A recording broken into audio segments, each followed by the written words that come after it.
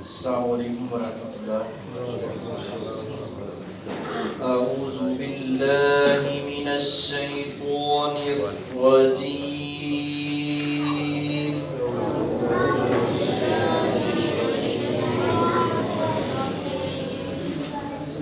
بسم اللہ الرحمن الرحیم۔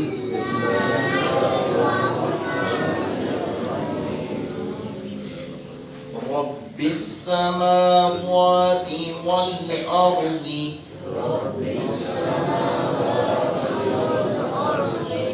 وما بينهما إن كنتم موقنين لا إله إلا هو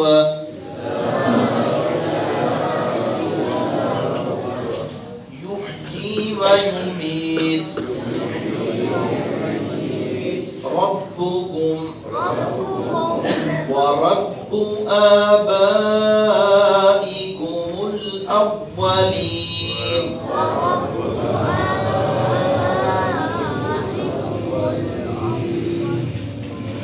بل هم في شك يلعبون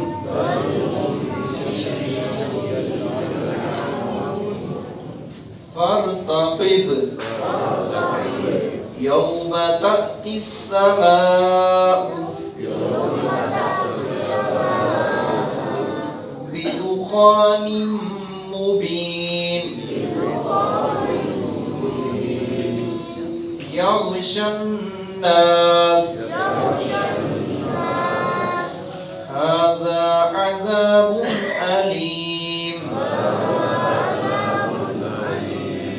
25واں پارہ سورہ الدخان کی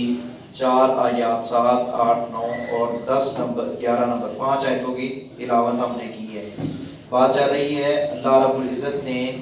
قیامت کا تذکرہ کیا ہے، اور ان آیات میں بھی اللہ رب العزت نے قیامت کا اور بالخصوص قیامت کے اس دھوئیں کا تذکرہ کیا ہے۔ پیچھے ہم پڑھ کے ہیں سورت کا نام بھی الدخان ہے۔ دخان کا مطلب ہوتا ہے دھواں۔ وجہ تسمیہ میں یہ بات بیان ہوئی ہے، اور وہ دھواں نمودار ہوگا۔ قیامت کی جو بڑی علامات ہیں ان میں سے ایک علامت یہ بھی ہے جو کہ مشرک، منافق اور کافر لوگوں کو تو اچھے طریقے سے گھیرے گا نا، ان کا ناک کا بند کر دے گا، سانس لینا مشکل ہو جائے گا، اتنا اذیت ناک ہوگا۔ اور دوسرے لوگ بھی جو ایمان والے ہیں وہ بھی اس سے ان کی نظر زکامری کیفیت ان کو بھی پتہ چلے گا، احساس ہوگا کہ واقعی اللہ کا فضل ہے، اللہ نے ہمیں بچا لیا اتنی بڑی اذیت سے۔ جو ہم نے نیکیاں کی ہیں وہ ہمارے کچھ کام آئیں گے، ان کو کچھ نہ کچھ تسلی دوسروں کو دے کر ہوگی۔ تو اللہ رب العزت نے فرمایا کہ یہ اللہ رب العزت کی علامات، اللہ کی نشانیاں، اللہ کی تخلیق، زمین و آسمان کی پیدائش، اور یہ وسیع تر نظام، تنہا چلانے والی جو ذات ہے، اس ذات پر تم ایمان لیا، وہی زندہ کرتا ہے، وہی مارتا ہے، اس کے علاوہ کوئی معبود نہیں ہے، وہی معبود برحق ہے۔ یہ جو لوگ قیامت کا انکار کرتے تھے، تردد اور شک میں کھیل رہے ہیں، اور پہلی بات یہ ہے کہ قیامت پر ایمان نہیں رکھتے، زبان سے یہ کہتے ہیں، لیکن جو دل ہے وہ ساتھ نہیں۔ دل کے اندر یہ بھی کبھی کبھی کھٹکا پیدا ہوتا ہے کہ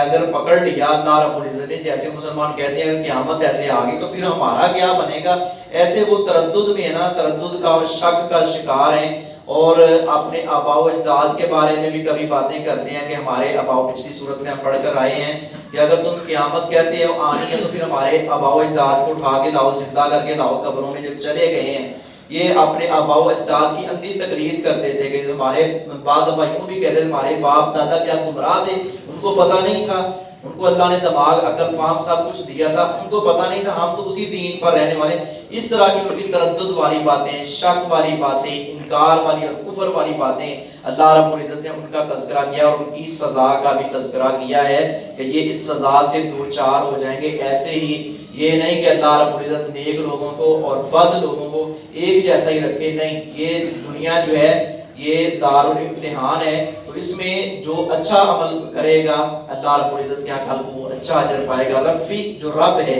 السماواتی آسمانوں کا، والارض اور زمین کا، وما اور جو بینہما ان دونوں کے درمیان ہے،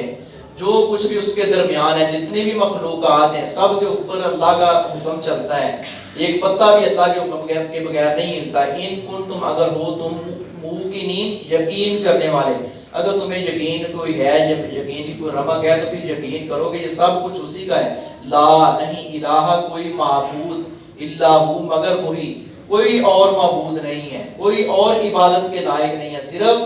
ایک اللہ کی ذات ہے، عبادت کے لائق صرف ایک اللہ کی ذات ہے۔ اللہ ہمارا معبود ہے، تو عبادت میں بھی کسی دوسرے کو شریک نہیں ٹھہرانا، وہ قولی عبادت ہو، وہ مالی عبادت ہو، وہ بدنی عبادت ہو، صرف اللہ کے نام کی۔ جو اللہ کے علاوہ کسی اور کے نام کی، اس کا مطلب یہ ہے کہ اس نے اللہ کو معبود پر حق اور تنہا ہونے پر اس کا یقین اعتماد نہیں ہے۔ جو غیر اللہ کے نام پہ نظر و نیاز دیتا ہے یا جھکتا ہے اوروں کے آگے، یوں ہی وہ زندہ کرتا ہے، وایمید اور وہی مارتا ہے، ربکم وہی تمہارا رب ہے، ورب آبائکم الاولین اور تمہارے پہلوں کا بھی وہ رب ہے، یعنی وہ جو تمہارے باپ دادا جو ہیں ان کا بھی تو رب ہے، آبائکم الاولین اور تمہارے پہلے باپ دادا کا بھی رب ہے، بلکہ ہم وہ فی شک شک میں یلعبون کھیل رہے ہیں، شک میں پڑے ہوئے ہیں، دل کے اندر یہ کھٹکا بھی لگتا ہے اور اس چیز کا بھی بعض دفعہ اظہار کرتے ہیں، پر تاکہ بس آپ انتظار کیجئے یوم اس دن کا تأتی کہ لائے السماء آسمان بدخان دھواں، اس دن کا بھی انتظار کرو جب آسمان سے دھواں اللہ رب العزت کے حکم سے آئے گا، مبین ظاہر واضح طور پر دھواں نظر ہوگا اور دھویں نظر آ رہا ہوگا اور دھویں کی کیفیت ہوگی، یغشی الناس وہ ڈانپ لے گا لوگوں کو، ہاذا یہ ہے عذاب عذاب علیم نہایت دردناک، اللہ ہمیں اس عذاب سے اس کڑے وقت سے محفوظ رکھے،